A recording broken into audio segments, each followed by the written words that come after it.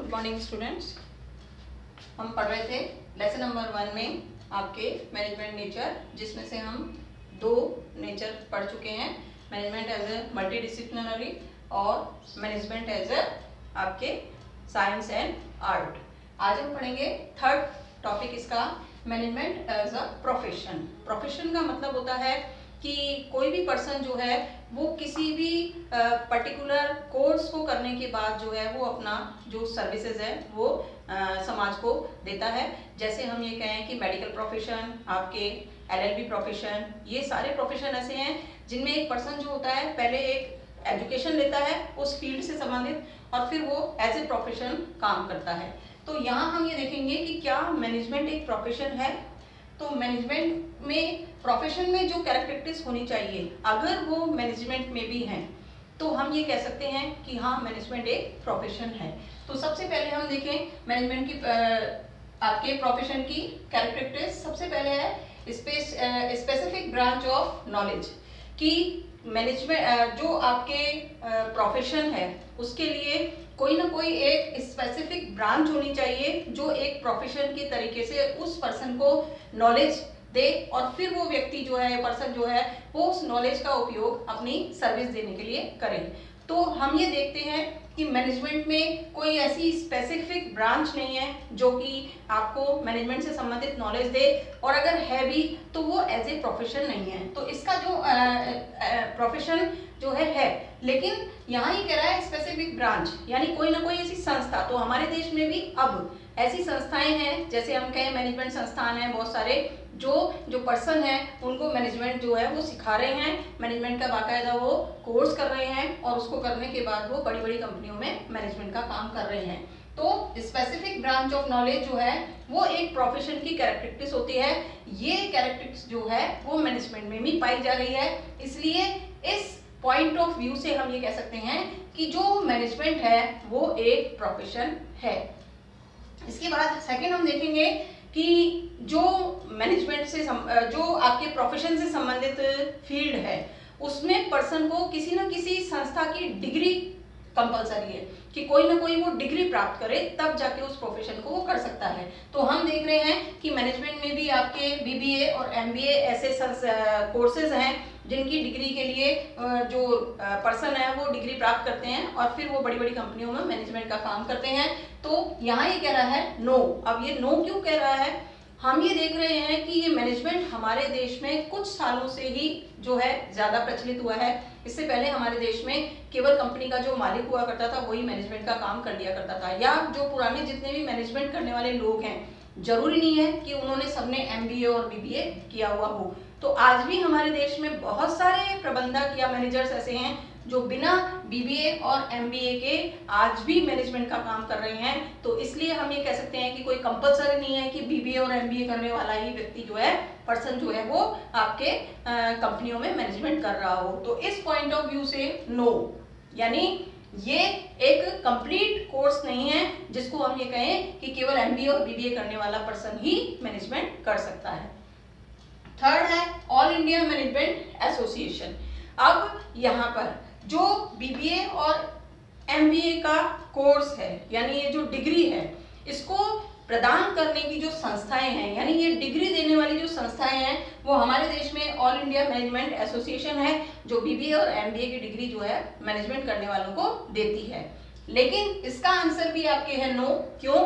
क्योंकि अभी मैंने आपको बताया कि कई बड़ी बड़ी कंपनियों में 20-20 साल, 25-25 साल से जो मैनेजमेंट का काम कर रहे हैं उनके पास ये डिग्री नहीं है, लेकिन फिर भी वो मैनेजमेंट का काम कर रहे हैं। इसलिए वो ऑल इंडिया मैनेजमेंट एसोसिएशन के सदस्य नहीं हैं। सदस्य कब होंगे? जब उन्होंने बीबीए या एमबीए ऑल इंडिया एसोसिएशन से किया होगा। तो ऐसे प्रबंध मैनेजर जो बहुत सालों से मैनेजमेंट का काम कर रहे हैं, उन्होंने कोई भी ऑल इंडिया मैनेजमेंट से कोई भी डिग्री नहीं ली है, फिर भी वो मैनेजमेंट का काम कर रहे हैं। तो इस पॉइंट ऑफ व्यू से हम कह सकते हैं कि नो, जो हमारा मैनेजमेंट है वो ऐसे प्रोफेशन नहीं है। इसके बाद हम कहें code of conduct. Code of conduct का मतलब होता है कोई भी जो संस्था होती है जो कोई भी डिग्री प्रदान कर रही है किसी पर्सन को सर्विस के लिए, उसका अपना एक कोड ऑफ कंडक्ट होता है, यानी बहुत सारे नियम होते हैं। जैसे कि हम ये कहें कि मेडिकल की डिग्री प्राप्त करने के लिए मेडिकल काउंसिल बनी हुई है, उस मेडिकल काउंसिल के कुछ नियम हैं हैं, रूल्स एंड रेगुलेशंस हैं जो जितने भी डॉक्टर्स होते हैं उनको वो फॉलो करने पड़ते हैं। तो जो मैनेजमेंट है इसका कोई भी कोड ऑफ कंडक्ट तो है, यानी मैनेजमेंट करने से संबंधित जो संस्था है आपकी ऑल इंडिया एसोसिएशन, इसने कोड ऑफ कंडक्ट यानी बहुत सारे नियम, रूल्स एंड रेगुलेशंस बना रखे हैं। लेकिन जो इस संस्था से डिग्री लेकर के आते हैं वो तो इस रूल्स को फॉलो करते हैं, लेकिन जिन्होंने एमबीए और बीबीए की डिग्री ही नहीं ली फिर भी वो लोग मैनेजमेंट का काम कर रहे हैं, तो उनको कोई भी कोड ऑफ कंडक्ट मानने की जरूरत नहीं होती है। इसलिए इस पॉइंट ऑफ व्यू से भी हम कह सकते हैं कि मैनेजमेंट जो है वो प्रोफेशन नहीं है। इसके बाद हम ये कहें सर्विस इज एसेंशियल, तो जो भी आपके डिग्री लेकर के किसी भी फील्ड में डिग्री ले रहा है वो आपके मार्केट में जो है वो सर्विसेज प्रोवाइड कर रहा है, तो सर्विसेज प्रोवाइड करने के लिए ही उसने जो है वो ये डिग्री प्राप्त की है। तो यहाँ पर भी यस, क्योंकि जो बीबीए और एमबीए करके आने वाले पर्सन हैं वो ज्यादातर कंपनियों में मैनेजमेंट का काम कर रहे हैं, इसलिए हाँ, जिन्होंने बीबीए एमबीए किया है वो क्या कर रहे हैं, जो बड़ी बड़ी कंपनीज हैं उनमें मैनेजमेंट के रूप में अपनी सर्विसेज प्रोवाइड कर रहे हैं। तो इस पॉइंट ऑफ व्यू से हम ये कह सकते हैं कि मैनेजमेंट एक प्रोफेशन है। अब अगर हम इसका कंक्लूजन देखें, यानी सबको मिलाकर के देखें कि क्या वास्तव में मैनेजमेंट एक प्रोफेशन है, तो हमने देखा 1 और 2 यस हैं, बाकी 3 पॉइंट ऑफ व्यू से ये नो है। तो हम इससे ये कंक्लूजन निकाल सकते हैं कि जो मैनेजमेंट है वो प्रोफेशन अभी कंप्लीट प्रोफेशन की उसमें नहीं है कि हम ये कह सकें कि कोई भी कंपनी ऐसी नहीं है जिसमें कि मैनेजमेंट करने वाले लोग जो हैं वो ही मैनेजर्स हैं। तो अभी ये कंप्लीट मैनेजमेंट जो है प्रोफेशन के रूप में नहीं आया है, लेकिन फ्यूचर प्रोफेशन इसको कह सकते हैं, यानी फ्यूचर में जो बड़ी बड़ी कंपनीज होंगी उनमें ज़्यादातर जो मैनेजर्स के पोस्ट पे लगाए जाएंगे वो ज़्यादातर लोग जो हैं वो मैनेजमेंट किए हुए लोग ही होंगे, यानी बीबीए और एमबीए किए हुए ही लोग होंगे, उनको ही जो है वो इस पोस्ट पे लगाया जाएगा। तो ये एक फ्यूचर प्रोफेशन है, अभी इसको हम कंप्लीट प्रोफेशन नहीं कह सकते।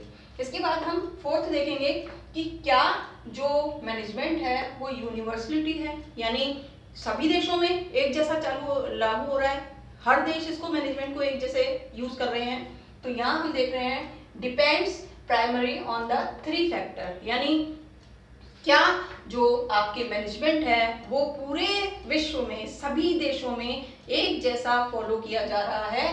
तो ये जो फैक्टर हैं, ये 3 फैक्टर ऐसे हैं जो मैनेजमेंट को जो है वो इफेक्ट करते हैं कि कौन से देश में मैनेजमेंट किस तरीके से होगा। तो नंबर 1 है कल्चर ऑफ द कंट्री और ऑर्गेनाइजेशन, यानी जो भी ऑर्गेनाइजेशन जिस कंट्री में काम कर रही है उस कंट्री का कल्चर कैसा है, उस कल्चर पे डिपेंड करता है कि वहाँ का मैनेजमेंट कैसा होगा।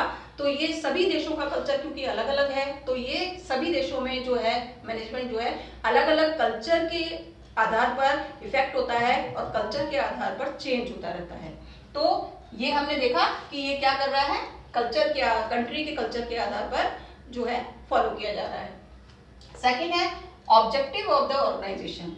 अब किसी भी देश में कंपनी का ऑब्जेक्टिव क्या होगा, ये देश में उनकी परिस्थितियों के अनुसार होता है। जिस देश की कंडीशन, अब हम ये कहें डेवलपिंग कंट्री है तो उनका ऑब्जेक्टिव अलग होगा, डेवलपमेंट कंट्रीज हैं उनका जो आपके ऑब्जेक्टिव वो अलग होगा। तो ऑब्जेक्टिव के आधार पर भी अगर हम देखें तो अलग अलग देशों में अलग अलग जो कंपनीज होती हैं उनके ऑब्जेक्टिव्स अलग अलग होते हैं, तो ये उसी कंडीशन में अलग अलग तरीके से लागू होता है। फिर मैनेजरल फिलोसफी ऑफ ऑर्गेनाइजेशन। अब जिस कंपनी में जो मैनेजर्स हैं उनकी सोचने की तरीका क्या है, वो किस तरीके से सोचते हैं। तो हम ये कहें डेवलप कंट्री जो है वहाँ के मैनेजर्स अलग तरीके से सोचते हैं, जो डेवलपिंग कंट्रीज हैं वहाँ के मैनेजर्स अलग तरीके से सोचते हैं। तो ये इस बात पर भी डिपेंड करता है कि वहाँ की जो मैनेजर्स की फिलॉसफी है, सोचने की जो तरीका है वो क्या है। तो ये हम इस आधार पर ये कह सकते हैं कि जो मैनेजमेंट है वो इन 3 चीज़ों से इफेक्ट हो रहा है, और इन 3 चीज़ों से इफेक्ट होने के कारण हम क्या कह सकते हैं कि जो मैनेजमेंट है ये इसके जो प्रिंसिपल्स हैं वो तो यूनिवर्सली हैं, यानी प्रिंसिपल तो सब देशों में एक जैसे लागू होते हैं, लेकिन उन प्रिंसिपल को लागू करने का जो तरीका है वो सभी देशों में अलग अलग है, क्योंकि वो सारे देशों में जो प्रिंसिपल लागू किए जा रहे हैं वो इन 3 चीज़ों से इफेक्ट हो रहे हैं। तो हम ये कह सकते हैं कि मैनेजमेंट जो है वो यूनिवर्सली तो है, मैनेजमेंट के जो प्रिंसिपल हैं वो यूनिवर्सली हैं, लेकिन मैनेजमेंट जो है वो यूनिवर्सली नहीं है, वो देश की कल्चर और ऑब्जेक्टिव और इनसे इफेक्ट होता है। ये हमारे जो नेचर था उसके टॉपिक्स हमारे यहाँ पर खत्म हो चुके हैं। अगला पढ़ेंगे हम अगले टॉपिक में।